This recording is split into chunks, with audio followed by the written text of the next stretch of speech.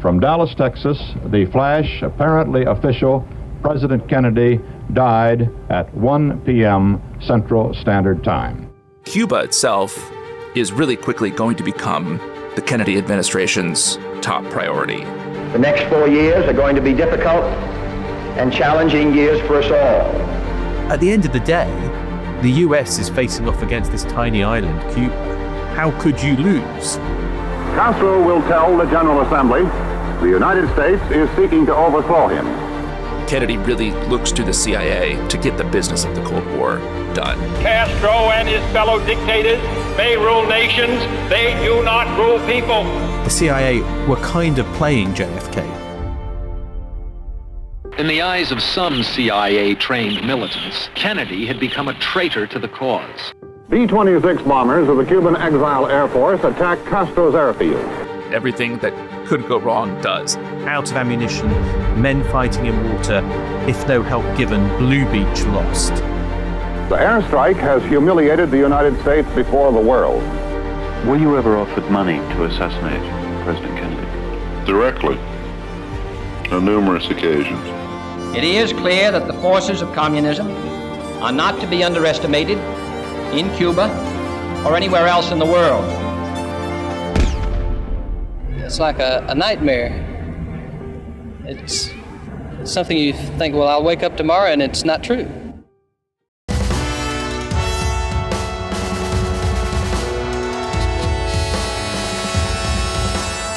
Let me take 2 jets and shoot down those enemy aircraft. No, I don't want to get the United States involved in this. Hell, Mr. President, we are involved. Admiral, I don't want the United States involved in this. Can I not send in an airstrike? No. Can we send in a few planes? No, because they could be identified as belonging to the United States.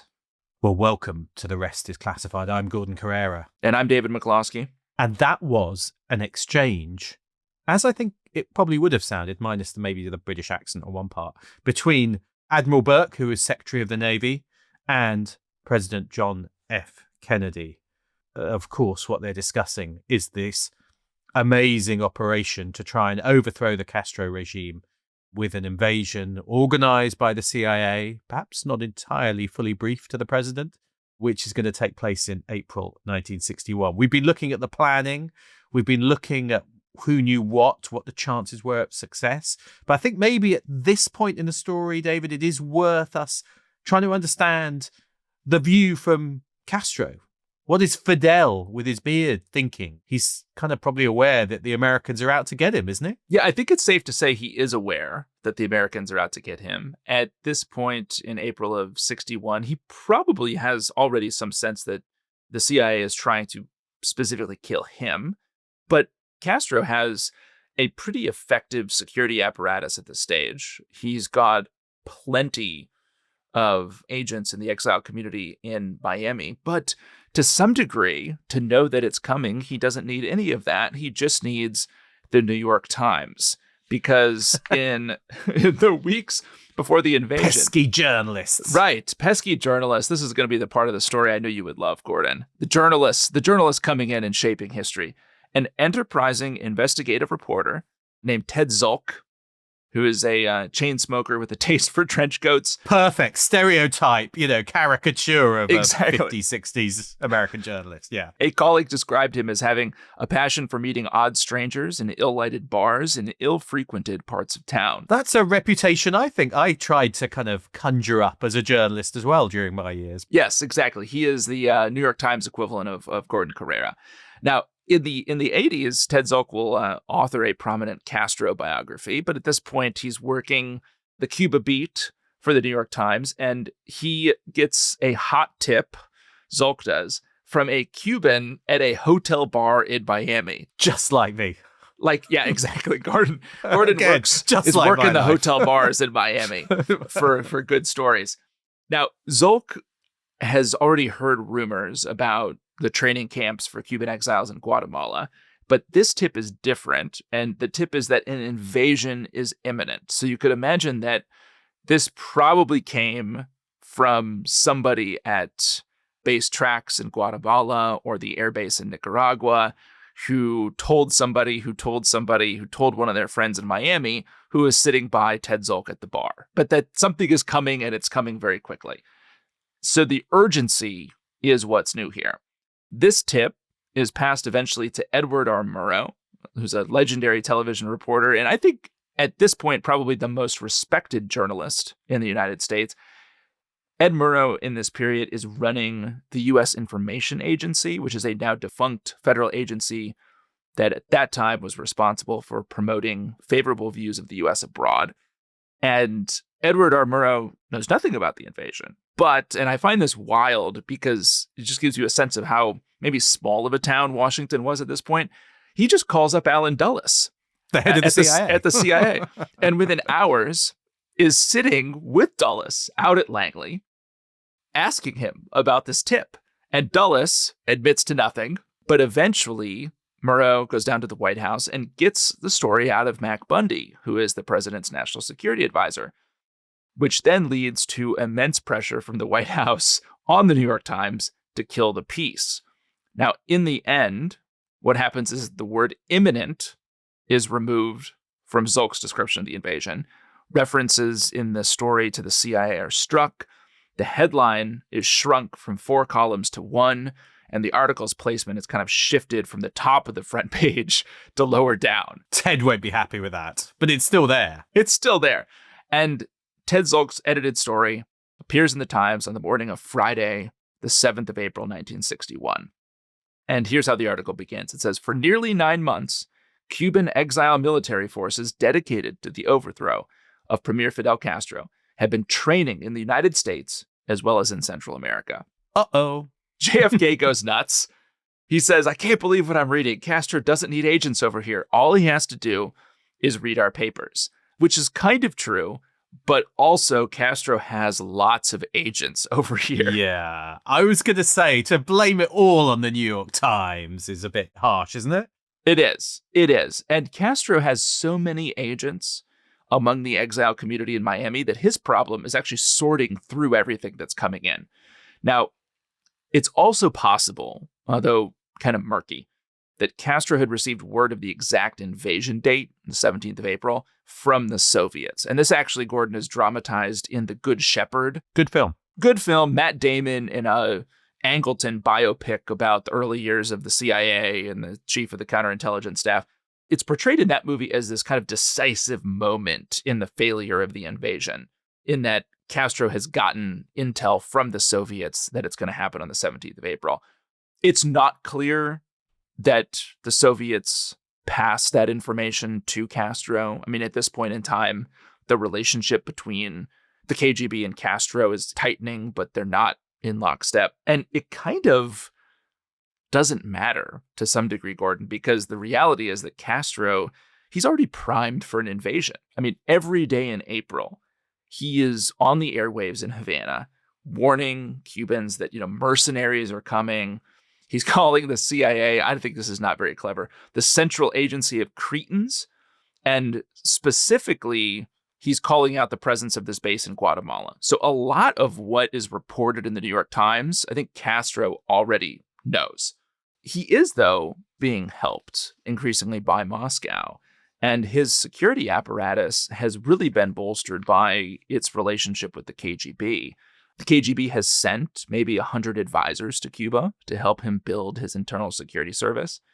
And a man named Richard Helms, who will become the head of the CIA down the line, explains, and who's working at the CIA at this time, said that, the Russians have done a rather astonishing job of bringing the Cubans into the 20th century when it came to security and counterintelligence. And so Castro, he's not operating a kind of third world security service anymore. The Cubans are getting really sophisticated, and that security apparatus has already begun in anticipation of an invasion, arresting thousands of suspected dissidents, and including executing many of them. Yeah, I mean, I have to say, this is always the problem with these plots. And you saw it in the late 40s, early 50s, when I think MI6 and CIA are dropping people into Albania and parts of the Eastern, the Soviet bloc. exile groups plotting invasions are always penetrated by a half-decent security service from the regime they're trying to overthrow. I mean, it is so easy for them to just either recruit people or send people out to become agents within those kind of exile groups. So you'd have no doubt that somewhere amongst all of those people training in Guatemala are plenty of agents for Castro or people who are hearing about it on the grapevine. So it is one of the problems is you just can't keep the secret, which I guess goes back to one of the pressures that the CIA felt, which is we just need to kind of do this. Right. Because the longer we wait, Yes. the more time Castro's got to prepare himself. But he's got plenty anyway. And the other piece of the plan that his security apparatus is really undermining, it's not just the element of surprise in the invasion. It's the expectation that the invasion could potentially trigger some kind of broader uprising or a military coup against Castro. And this crackdown that Castro has implemented over the course of that spring, I think has really reduced the odds of that working. We should say that, he's cracked down and he's got a better security apparatus, but he's also got some popularity in parts of Cuba as well, particularly in parts of rural Cuba. There are areas where he is quite popular. So again, it's another reason why the kind of odds are slightly stacked against this plan. And speaking of the odds being stacked against it, I think we're a week or so out from the planned invasion date of the 17th of April. And Dickie Bissell and the CIA and the task force have a bunch of problems. So one of them is that the president, John F. Kennedy, is not aligned, I think is fair to say, to the CIA plan for the operation. He's been kind of trying to walk it back for weeks now, make it less noisy. The second one is, despite the end of the last episode, we concluded with this big decision meeting where all of Kennedy's advisors had essentially voted yes. That is masking over the fact that the administration is actually divided on whether this is a good idea, but nobody is speaking frankly to the president about it. And then the third problem is that strategic surprise is gone. I think the tactical surprise will remain. I don't think Castro knew exactly where these forces were going to land, but the strategic surprise is definitely gone. And on the 9th of April, a man named Jake Esterline, who is the chief of the CIA's Cuba task force, and one of the senior military advisors to that task force, they show up at Dickie Bissell's home on Sunday morning, which is not normal, and tell him that they think the operation is in serious jeopardy and that it now has the makings of what they describe as a terrible disaster. They're concerned about the hasty change of the landing site. They're concerned that the air support necessary for success, this is huge, is being compromised by the president, who's constantly trying to dial this stuff down. And Bissell says, look, I agree, but it's too late to stop. Now, Bissell promises in response to this intervention that he'll convince the president about the need for more aircraft and, in particular, the need to attack Castro's air force beforehand. So Bissell walks away from this meeting saying, look, the president's been paring this stuff down. I will reinforce to him the importance of these critical pieces. It goes back to this kind of confidence the CIA have, I think, that they can bend JFK to give them what they need to make it successful. It goes back to not the conspiracy theory that they wanted it to fail at the CIA, but that they thought we can either get JFK to give us what we need to succeed, or if it's looking wobbly, he will have to come in with more support. I mean, it's interesting. I was kind of listening to an interview with a Cuban exile, and, he says at the time he thought, how can we fail? We've got the US behind us. We've got the CIA behind us. You can see why in the kind of exile community and why in some quarters they think at the end of the day, the US is facing off against this tiny island, Cuba. How could you lose? And that's what some of the exiles are thinking. And I guess that's what some of them are kind of telling themselves, but obviously that depends on getting JFK to kind of pile in and support it. And you figure at this point, I mean, Bissell's probably not totally mistaken in thinking he can convince Kennedy the merits of the bombing runs beforehand or some of these other elements of the operation. But you have to look at this and say, how could he have confidence, really, that JFK's desire to just continue to walk this thing back was ever going to go away? Because it's been persistent throughout the spring. Yeah, JFK's made clear he does not want his hands to get dirty with this. So, Kennedy has kind of placed himself on the public stage as someone who wants to be seen as a kind of beacon of a kind of, yes, aggressive anti-communism, but also a liberal internationalism. And so that should be obvious to Dickie Bissell that there's a reason why he doesn't want to get too dirty with Cuba. From that standpoint of kind of the rhetoric that's coming out of the administration, JFK is going to further box himself in the second week of April, because he gives a press conference. It's the 9th press conference of his presidency. And at this press conference, he talks about Yuri Gagarin's trip into space. He talks about China, talks about Laos. Most of the attention, though, is on Cuba. And Kennedy is asked how far the U.S. will go in helping an anti-Castro uprising or an invasion of Cuba. And he says there will not be, under any conditions, an intervention in Cuba by the United States Armed Forces. This government will do everything it can to make sure that there are no Americans involved in any actions inside Cuba. This is really JFK's red line statement. We've talking about some of the parallels to Syria. And I think this is a moment where he has drawn a line that he can't commit U.S. forces militarily. Americans won't be inside Cuba. We'll see how that's actually going to wind up not being true. But it's limiting his options for what he can do if the invasion doesn't go as planned. I mean, it's interesting. It also reminds me a bit about Biden over Ukraine, where he says, we want to support the Ukrainians. We don't want the Russians to invade.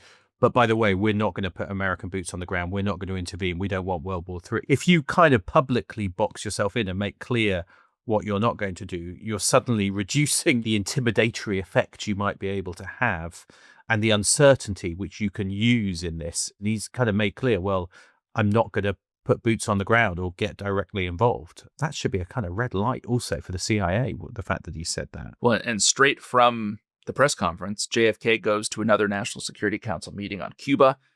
Dickie Bissell's leading the briefing. He hands out a schedule for airstrikes, which will begin 3 days before the invasion. But there's kind of this aura of indecision and inconclusiveness that hang over the meeting. And JFK, he doesn't give explicit approval for the operation, but he does ask Bissell, okay, what's my deadline for killing this? And Bissell says, on Friday, the 14th of April, you can tell us we can halt the airstrikes. And by noon on Sunday, the 16th of April, you could cancel the amphibious landing, which is scheduled for Monday morning. So I think, again, if you're Bissell, that's not exactly what you want to be hearing at this point. I mean, it's a prudent thing for Kennedy to be asking, I think. But at the same time, Kennedy, it seems, even though he's briefed on the plan for the airstrikes, it doesn't seem to sink in. And here we get to, I think, a really interesting question of who's responsible, because the briefing materials from that meeting are clear that there were planned strikes 3 days out and then on the morning of the invasion. But Bissell doesn't land the plane on this point, clearly, as we'll see. The detail of what's happening in this plan is just kind of like, I don't know if it's glossed over or what, but Bissell doesn't communicate this to the president. The president doesn't absorb it, right? And it's an absolutely central part of the plan. And then, kind of from nowhere, although we've been watching the president's response to the planning, it's not exactly out of the blue, JFK asks Bissell how many planes are going to be used in the first strike on Cuba, which at that point is less than 24 hours away. Bissell says 16. And JFK tells Bissell to cut it down. And JFK does this without consulting the Joint Chiefs or the Secretary of Defense or really anyone else. JFK just wants fewer planes. And Bissell later wrote, I was simply directed to reduce the scale and make it minimal. He left it to me to determine exactly what that meant. And I responded by cutting the planned 16 aircraft down to 8. So we should say that these aircraft are aircraft which are run by the exiles rather than U.S. military, is that right? Up to this point, yes. These are the fleet of B-26s. It's a World War II era bomber that has been outfitted to look like it is a Cuban Revolutionary Air Force aircraft. They're being run by and piloted by the exiles at this point, by Cubans. And yet still, JFK is trying to pull that back to make that decision or make that call, 24 hours before go? Bissell should be saying there, I'd have thought, Mr. President, if you want this to work, you can't do that. I would argue that most of Dickie Bissell's sins in this whole escapade are sins of omission. He should have said that here. He should have said, this plan doesn't work unless we destroy Castro's Air Force, and to have the best chance of destroying Castro's Air Force, we should use as many bombers as possible.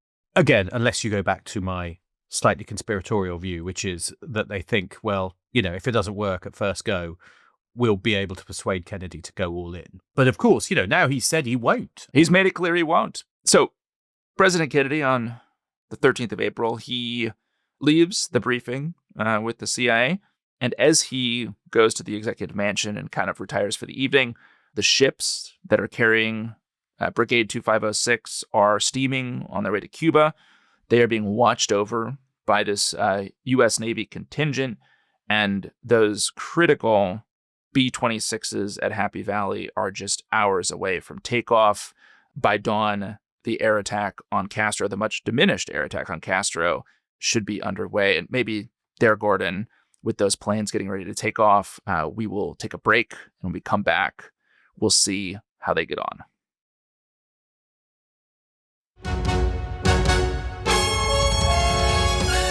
Well, welcome back.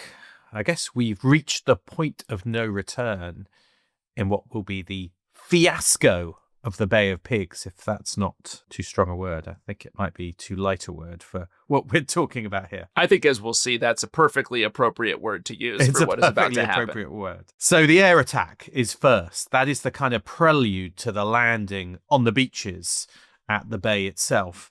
And that's going to be vital, isn't it? To kind of lay some of the groundwork for the ground invasion to work, in turn to create the lodgement, in turn to destabilize Castro's hold on power. A few words on the aerial component would be useful because it has, throughout the planning process, been an absolutely critical component of the plan's chances of success. Is there will be an amphibious landing.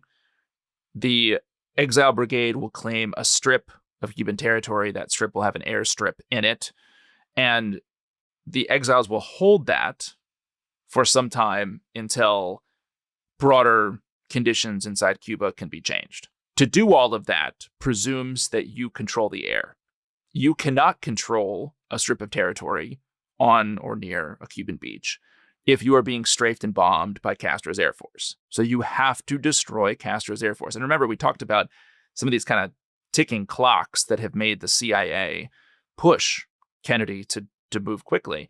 One of them is that the Soviets, in weeks, will have MiG fighter aircraft sent to Cuba, and they're training Cuban pilots in Czechoslovakia on how to fly these planes.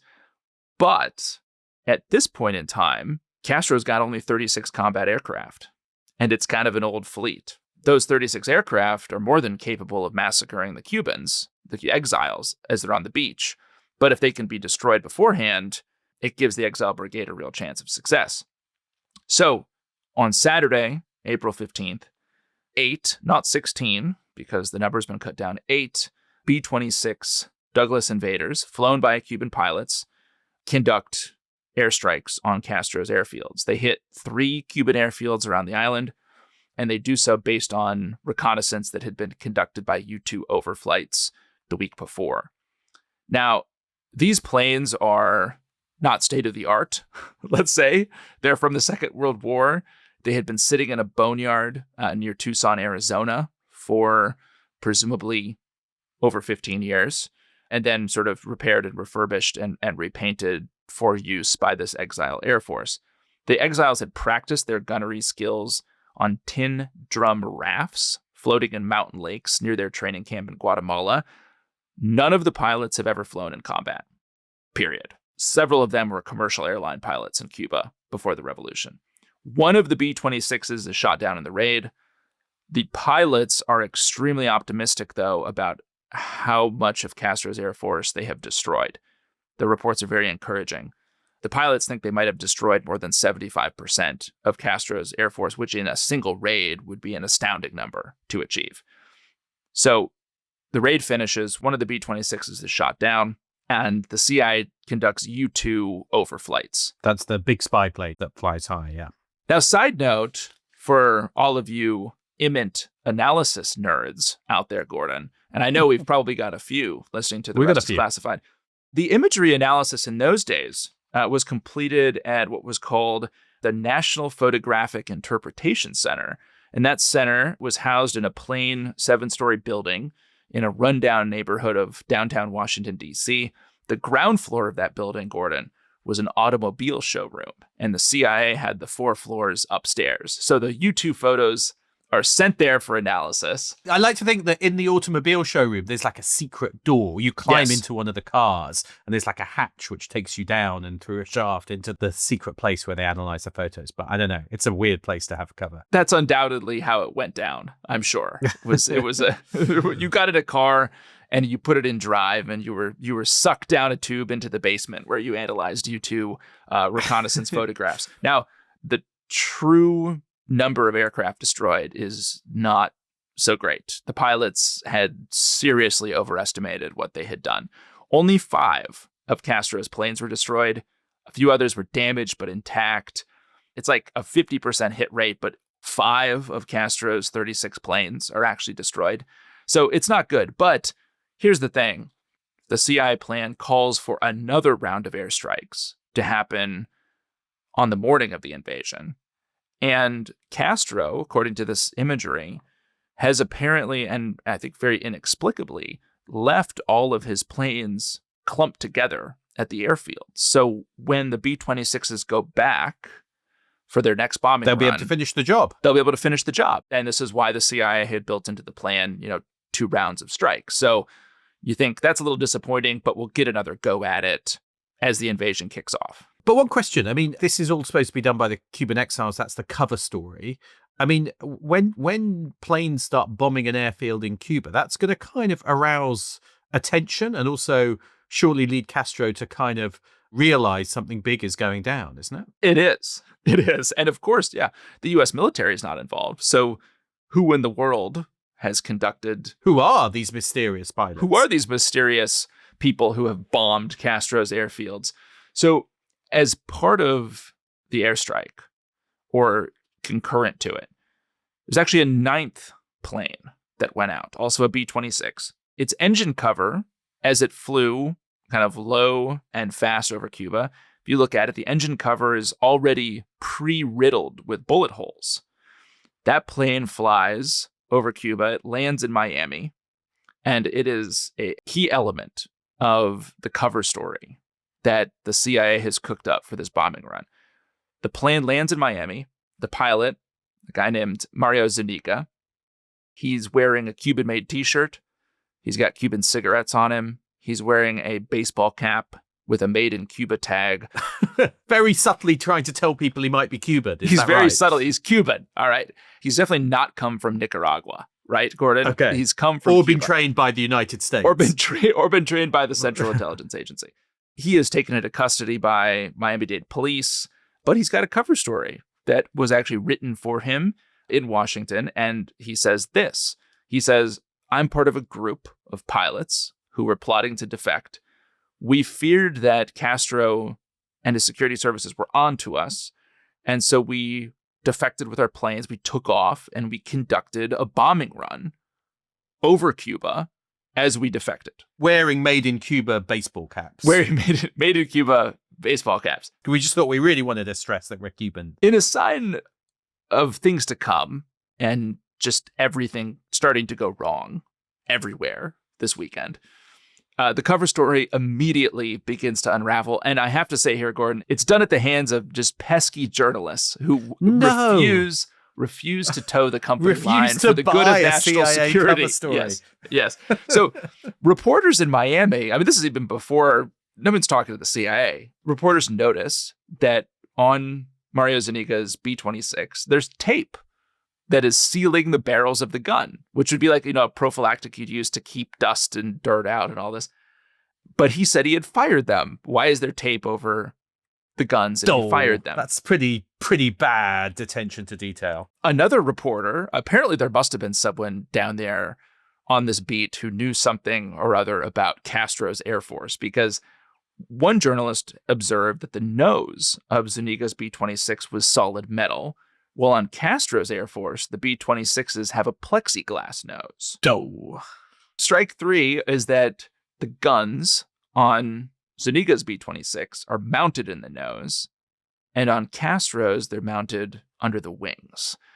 So this doesn't look like an aircraft that was part of Castro's Air Force. I fear the CIA's carefully constructed cover story may be in the process of unraveling, David, thanks to pesky journalists asking rather obvious questions, some might suggest. There's another problem, which is in his story, Zuniga talks about jettisoning auxiliary fuel tanks over Cuba.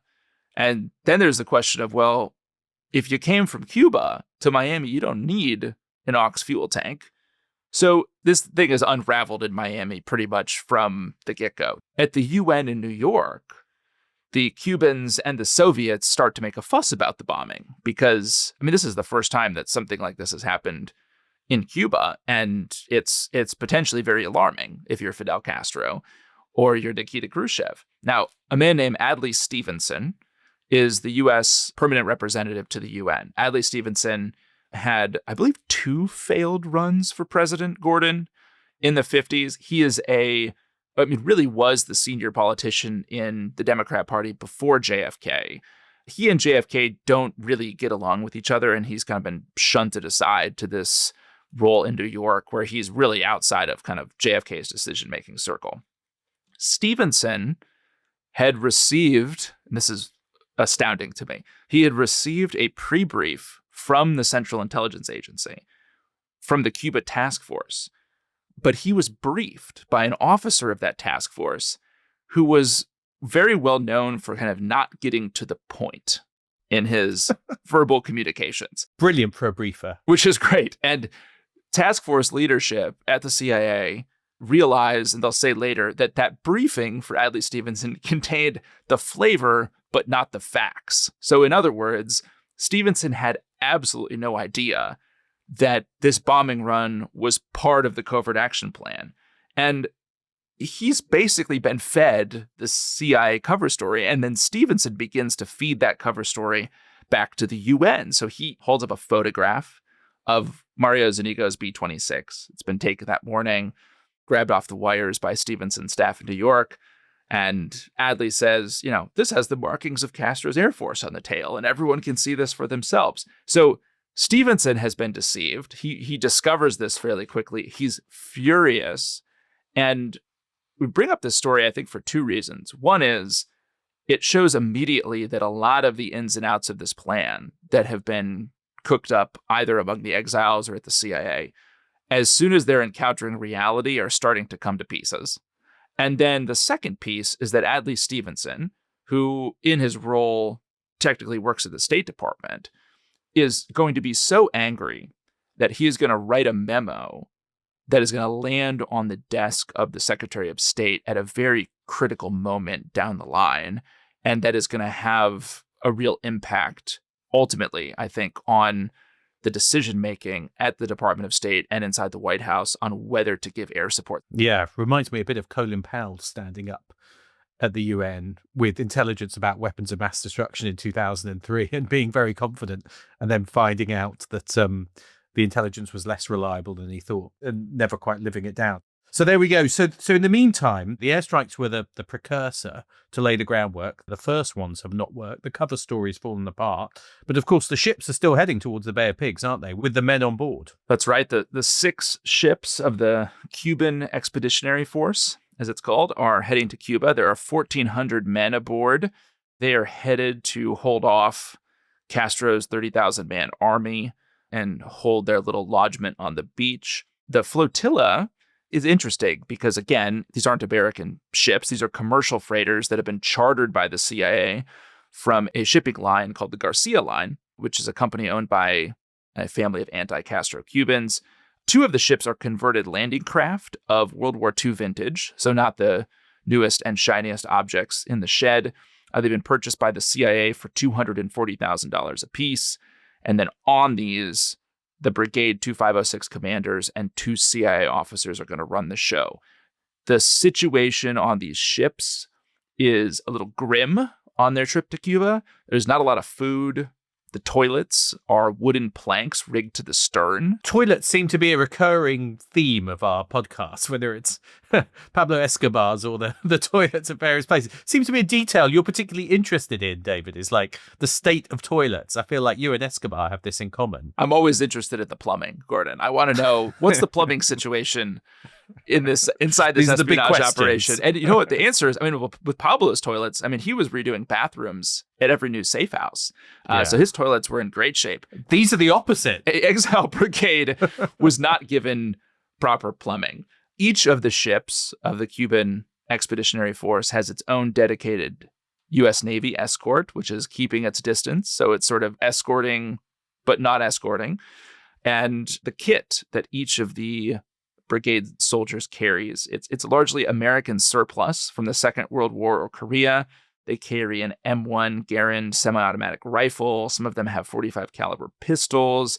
And the uniforms that they're wearing are essentially duck hunting camouflage, which has splattered kind of green and tan patterns on it. But Gordon, what about that follow-up batch of airstrikes that was scheduled for the day, for really the hours before the invasion is supposed to start?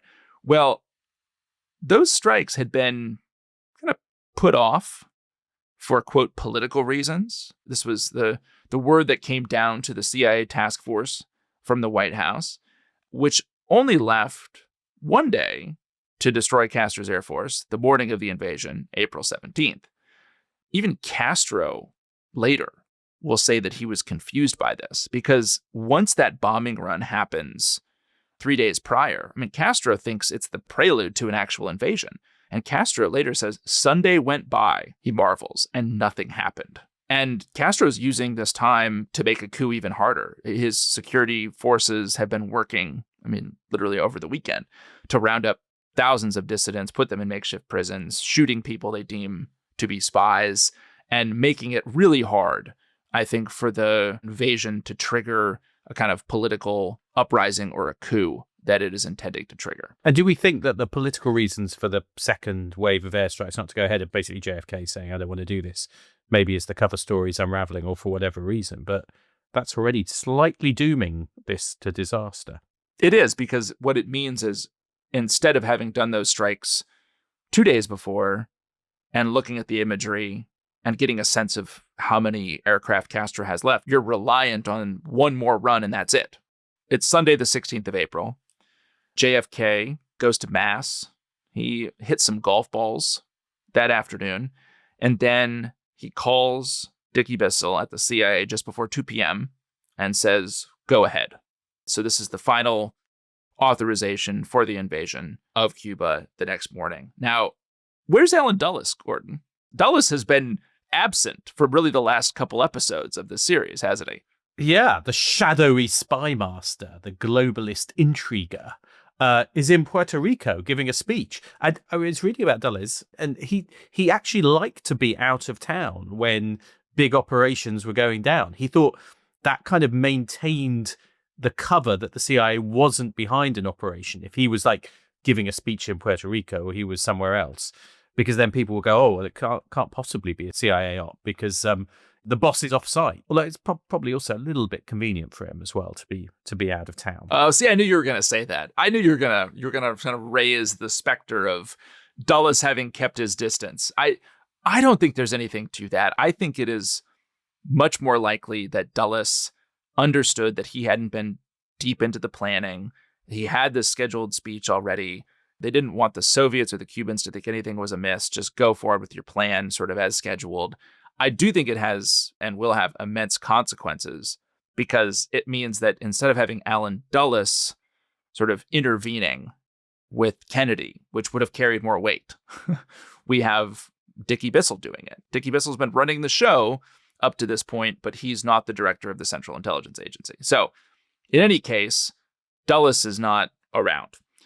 There is another CIA character who we haven't chatted much about, and that is the deputy director of the CIA, Charles Cable.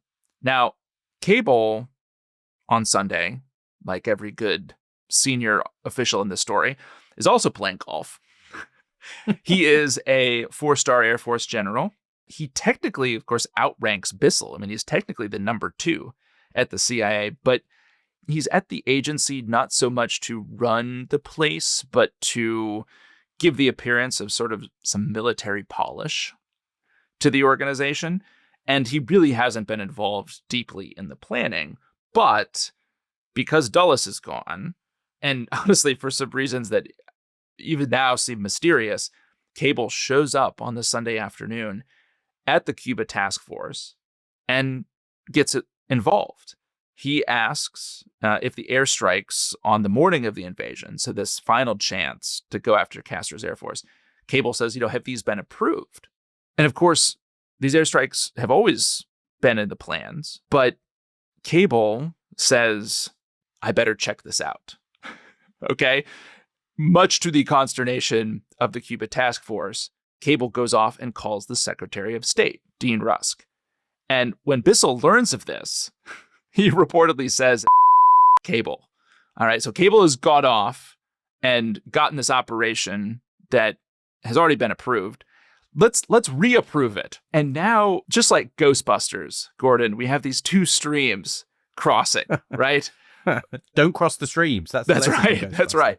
One of them is that the very furious Adlai Stevenson, the permanent representative to the UN in New York, has sent an absolutely scathing cable to Dean Rusk and to Alan Dulles about the debacle at the UN.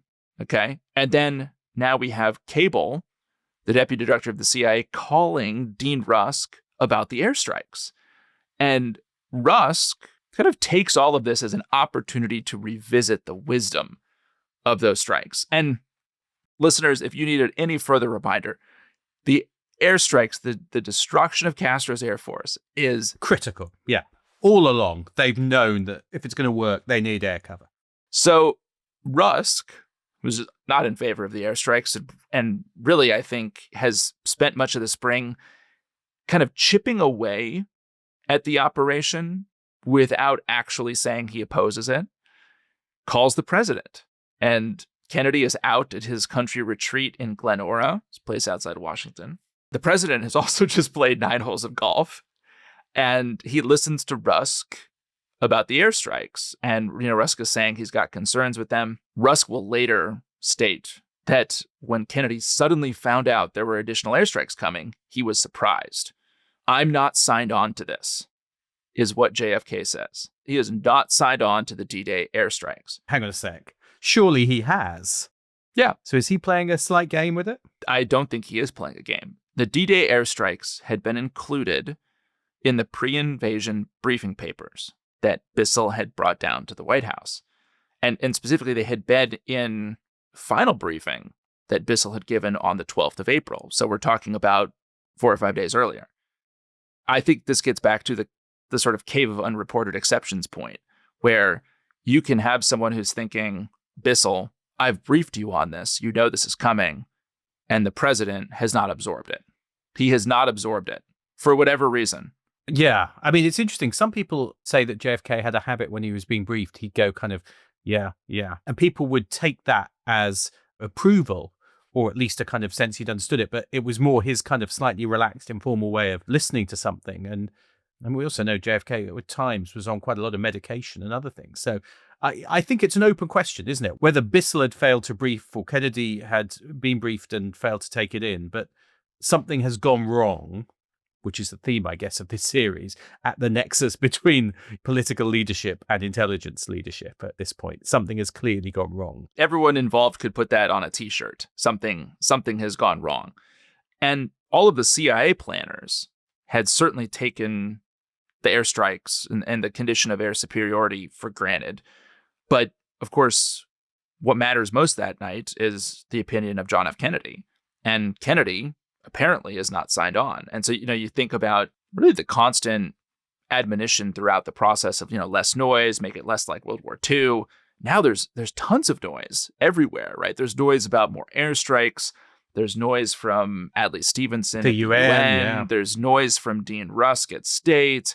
So around 9:30 that night, Sunday evening, the National Security Advisor, Mac Bundy, calls Cable.